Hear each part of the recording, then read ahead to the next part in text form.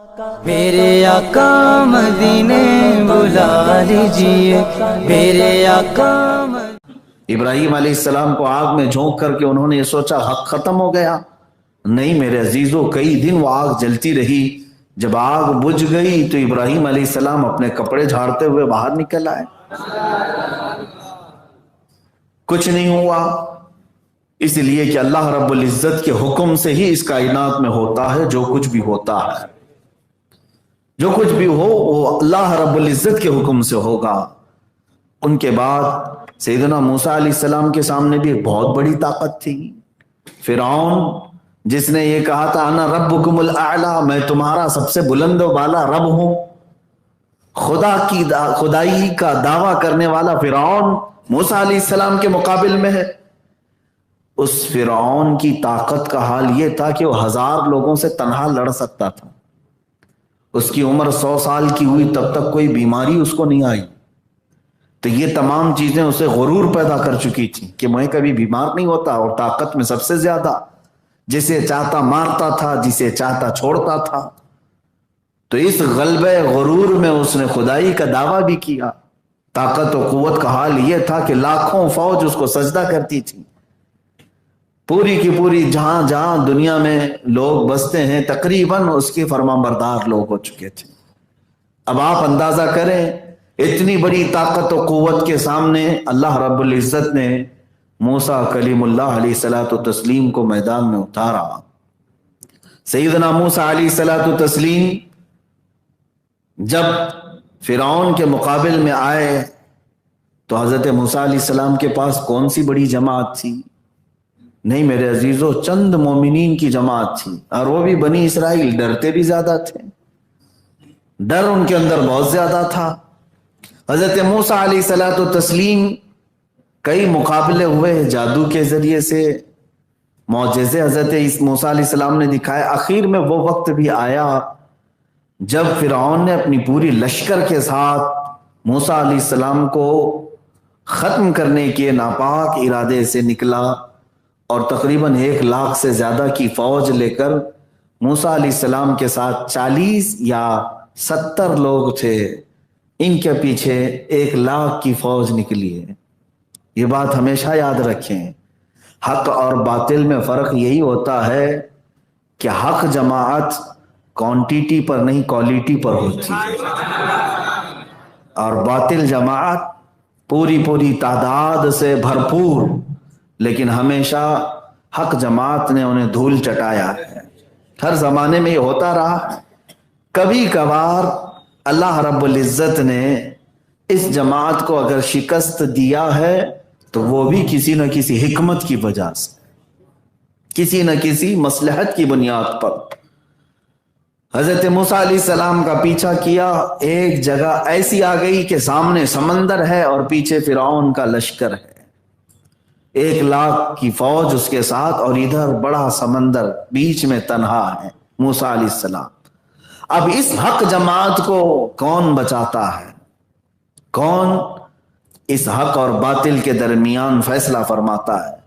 تب بھی موسیٰ کلیم اللہ علیہ الصلوۃ والتسلیم جس خاص صفت سے نوازے گئے تھے، وہ تو صفت ہے اللہ کی ذات پر توکل۔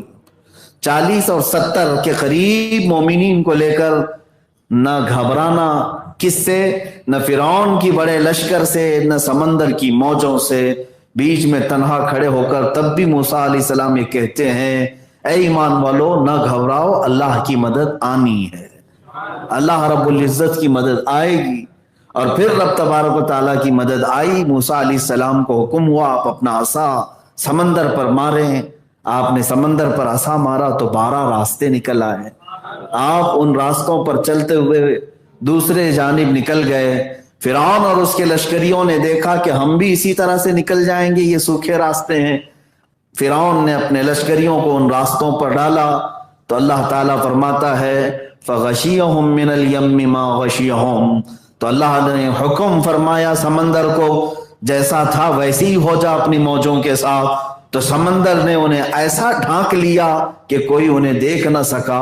فرعون کا غرور، اس کا تکبر، اس کا گھمنڈ اور طاقت ہمیشہ کے لیے اس پانی کے نیچے دب گیا، ختم ہو گیا۔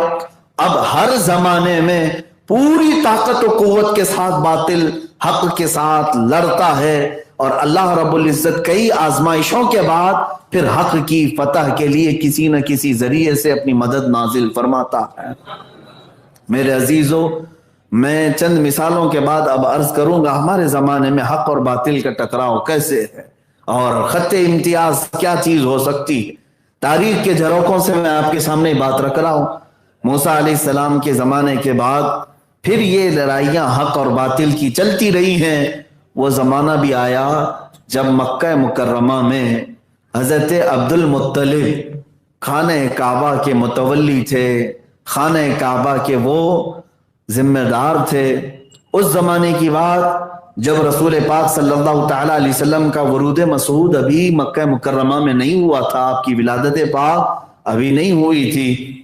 اس زمانے میں ہوا یہ تھا کہ ایک یمن کا بادشاہ ابرہا، جس کو یہ حسد ہو گیا اللہ کے گھر سے، خانہ کعبہ کے پاس لوگ دور دراز سے آتے ہیں، طواف کرتے ہیں۔ یہ ہر زمانے میں ہوتا رہا ہے، ایسا نہیں کہ اسی زمانے میں۔ آدم علیہ السلام سے خانہ کعبہ کا طواف چل رہا ہے ہر زمانے میں، سارے انبیاء کرام بھی وہاں پہنچتے رہے۔ تو ابرہا نے یہ کہا کیوں نہ میں یمن میں اس سے بہتر کعبہ بنا لوں۔ وہ جا کر کے یمن میں بہت خوبصورت اچھی عمارت بنایا اور اس کو کعبے کا نام دیا، اور اس نے لوگوں کو بلایا کہ اب مکہ والے کعبہ میں جانے کی بجائے یمن والے کعبے میں آؤ۔ حسد کی بنیاد پر اس نے ایک دوسرا کعبہ بنا ڈالا۔ میرے عزیزو، آج یہی حق و باطل کے درمیان خط امتیاز ہے۔ میں چیلنج کرتا ہوں، خانہ کعبہ کی جو عمارت ہے نا، وہ جتنی عمارت ہے آج آپ جا کر کے دیکھیں، مشکل سے یہاں پر 40x60 کا ایک جگہ ہو اور اس پر کوئی بلڈنگ بنا ہے۔ میرے اندازے کے مطابق ہمارے ہاں بلڈنگ بنانے میں جتنا خرچہ آتا ہے اس سے بھی کم خرچہ آئے گا ایک 4 کونے والی عمارت بنانے میں۔ بس خانہ کعبہ میں کیا بنانا ہے؟ کوئی روم نہیں بنانا ہے، کوئی بالکنی نہیں بنانا ہے، چوکور ایک عمارت بنانی ہے۔ تو پھر ان سب سے ہم کہتے ہیں تم بھی ٹرائی کر کے دیکھ، کیوں نہیں لیتے؟ ویسی ہی 4 کونے والی ایک عمارت بنا دیتے۔ چند لاکھ روپے ہی کا تو خرچہ ہے، لیکن کوئی بنا نہیں سکا۔ میرے عزیزو، حق و باطل کے درمیان خط امتیاز یہی ہے، بلڈنگیں ویسی لاکھوں بنائی جا سکتی ہیں، لیکن لوگوں کے دلوں کو کون اس طرف کھینچ سکتا ہے؟ کشش کہاں سے لا سکیں گے ہم؟ جو خانہ کعبہ کے اندر ہے وہ ہر ایک عمارت کے اندر نہیں آ سکتی۔ ابرہا نے بنا تو لیا یمن میں، اور لوگوں کو دعوت بھی دی پیسے دے کر کے، کھانے پر بہت سارے لوگ گئے۔ مکہ کا ایک شخص بھی وہاں گیا۔ ظاہر سی بات ہے قریش اور مکہ والے خانہ کعبہ سے بے انتہا محبت کرتے رہے ہر زمانے میں، اس کے لیے انہوں نے جانیں بھی نچھاور کر دی۔ اس شخص کو اتنی تکلیف ہوئی یہ سن کر کے کہ مکہ کے علاوہ دوسری جگہ کعبہ کیسے ہو سکتا ہے۔ ابرہا کے اس کعبے کو دیکھنے کے لیے وہ گیا، چاروں طرف سے دیکھ کر کے اس کے بنائے ہوئے کعبے کے سامنے کھڑے ہو کر پیشاب کیا اور کہا ابرہا تیرے بنائی ہوئی اس عمارت کی یہی حیثیت ہے کہ مکہ والا آ کر کے یہاں تیرے سامنے پیشاب کر کے جاتا ہے۔ اس نے اس کی توہین کی، اس کی توہین ایسی، بادشاہ نے اسے ختم بھی کیا، اور عمارت کی جب کہ کوئی پیشاب کر کے جائے تو پھر بچا کیا اس کا؟ بادشاہ اتنے غصے میں آیا کہ مکہ والا ایک شخص آ کر کے میرے بنائی ہوئی عمارت کے سامنے پیشاب کر کے چلا گیا، جس کو میں دنیا کی سب سے مقدس عمارت بنا رہا تھا۔ تو اس غصے کے مارے وہ ایک ہاتھیوں کا لشکر لے کر اس خانہ کعبہ کو ڈھانے کے لیے آیا کہ اب اس کعبہ کو میں نہیں چھوڑوں گا جو مکہ والوں کے بیچ میں ہے۔ انہیں اس بدبخت کو یہ نہیں معلوم تھا کہ یہ کعبہ مکہ والوں کی تحویل میں نہیں ہے، یہ خانہ کعبہ براہ راست اللہ رب العزت کی حفاظت میں ہے۔ وہ آیا تو صحیح، بہت بڑے ہاتھیوں کا لشکر لے کر کے آیا، مینا کی سرزمین کے پاس اس نے پڑاؤ ڈالا۔ وہاں سے پلاننگ کرتے ہوئے پہلے پورے مکہ کے جو بڑے بڑے لوگ تھے ان کا مال لوٹ لیا، ظلم کے ذریعے سے پہلے مال لوٹا۔ ہر زمانے میں باطل قوتیں یہی کرتی ہیں، پہلے ان کو اکنومیکل پوری طور پر کنگال کر دیا جائے، ان کے پاس کوئی چیز نہ رہے لڑنے کی، انہیں بنیادی چیزوں سے معذور کر دیا جائے.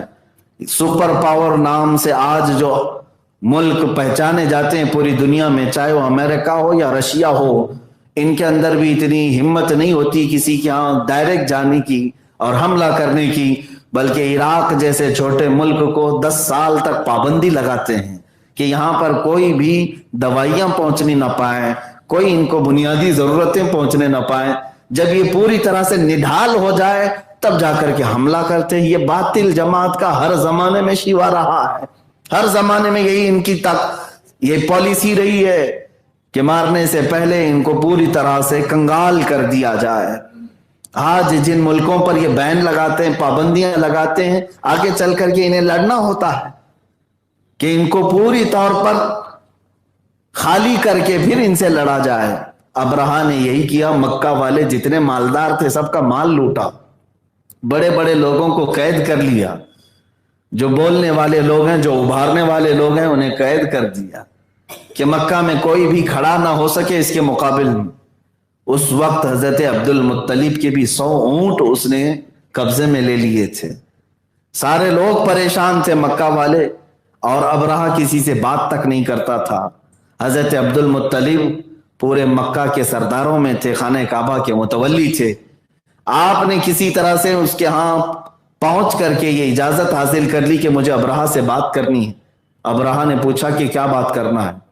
حضرت عبد المطلب چونکہ پورے مکہ کے سردار تھے، اس نے یہی سوچا کہ یہ آئے ہوں گے مجھ سے منت سماجت کریں گے کہ جنگ نہ کرو، خانہ کعبہ کو نہ ڈھاؤ. اس نے اجازت دی اپنے پاس آنے کی. حضرت عبد المطلب نہایت ہی اپنے عزت و وقار کے ساتھ حاضر ہوئے اور کہا، میں آپ کے پاس آیا ہوں، میرے 100 اونٹ جو تو نے قبضہ کیے ہیں وہ مجھے واپس کر دے. ابرہا نے کہا کہ تجھ جیسے آدمی کو کون سردار بنایا ہے؟ مکہ کے اور خانہ کعبہ کا سردار تجھے بنایا؟ میں کس لیے آیا ہوں تجھے پتا ہے؟ کہا ہاں مجھے پتا ہے، تو خانہ کعبہ کو ڈھانے کے لیے آیا، حملہ کرنے کے لیے آیا، مکہ کو تباہ و برباد کرنے کے لیے آیا ہے. تو پھر ابرہا نے کہا، سردار تو ہے، تو پہلے یہ ریکویسٹ کرتا کہ مکہ پر حملہ نہ کریں، تو اپنے اونٹوں کی بات کرنے آیا. حضرت عبد المطلب نے فرمایا کہ ابرہا، اونٹوں کا مالک میں ہوں، وہ میری ملکیت میں ہے، خانہ کعبہ کا مالک جو ہے وہ تجھے دیکھ لے گا. حق و باطل کے درمیان یہی خط امتیاز ہے، اللہ کی ذات پر توکل اور یقین آخر وقت تک. ابرہا نے انہیں ان کے اونٹ واپس کیے اور واپس چلے گئے. اب جو حالات ہیں، جو روایات بتاتی ہیں، دوسرے دن اس نے اپنے ہاتھیوں کو دوڑایا. ہاتھی کسی صورت مکہ کی طرف جانے کو تیار نہیں، یہاں تک کہ زنجیروں میں باندھ کر کے ہاتھیوں کو کھینچا گیا، ان کو بھالے اور نیزے مارے گئے. ہاتھی، ایک بھی ہاتھی خانہ کعبہ کی طرف جانے کو تیار نہیں، اور کسی بھی طرح سے حملہ کرنے کو کوئی ہاتھی کھڑا نہیں ہو رہا ہے. اور کسی نہ کسی طرح سے ہاتھیوں کو تیار کیا گیا، اور پھر جب خانہ کعبہ کی طرف بڑھایا گیا تب پھر اللہ رب العزت کی طرف سے وہ فیصلہ آیا جو حق و باطل کے درمیان فرق کر دیتا ہے. اللہ فرماتا ہے، وَأَرْسَلَ عَلَيْهِمْ طَيْرًا أَبَابِيلَ، ہم نے ان پر ابابیل چڑیوں کو بھیجا، ترمیہم بحجارۃ من سجیل، وہ ان کو مارتی تھیں. کس طرح سے؟ ہلکے نوکیلے پتھروں سے ایسا مارتی تھیں. 3 کنکریاں ہر ابابیل نے ان پر گرائی، اور ایک کنکری جب کسی ہاتھی پر گرتی تو اس ہاتھی کا پیٹ پھٹ جاتا اور آگ لگ جاتی تھی. ان کنکریوں میں کیا طاقت تھی، کون سی قوت تھی. اور اس ابرہا کی پوری فوج پر جہاں جہاں کنکریاں گری وہ اس طرح سے ہلاک ہوئے کہ قرآن کہتا ہے فَجَعَلَهُمْ كَعَصْفٍ مَأْكُولٍ، ان ابابیلوں نے انہیں کیا کر دیا؟ ایسے کر دیا جیسے کوئی مرغی کو کھا کر کے چھوڑا ہوا ہے، یعنی پورے پر چھیل دیے ہوں، گوشت کھا چکے ہوں. اس پوری فوج کا یہ حال تھا کہ ان کی ہاتھیوں کی ہڈیاں دکھنے لگ گئی اور ان کی کھوپڑیاں بکھر گئی. اللہ رب العزت نے چند ساعتوں میں اس پوری باطل جماعت کو تہس نہس فرمایا. یہ پورا سورہ الم تر کیف فعل ربک باصحاب الفیل، سورہ فیل پڑھیں آپ کو سمجھ میں آئے گا. وہ نکلا تھا حرم کعبہ کو ختم کرنے کے لیے، اور بظاہر اللہ رب العزت نے انسانوں کی جماعت سے ان کا مقابلہ نہیں کروایا، بلکہ ہلکی چھوٹی چڑیوں کو بھیج کر باطل کو ان کی اوقات یاد دلائی۔ میرے عزیزو، یہی چیز اللہ رب العزت کے قوانین میں اور اس کے دستور میں ہمیں نظر آتی ہے کہ جب جب حق اور باطل کا ٹکراؤ ہوتا رہا ہے، بسا اوقات اللہ بہت چھوٹی سی طاقتوں سے باطل کو ہمیشہ کے لیے ختم فرماتا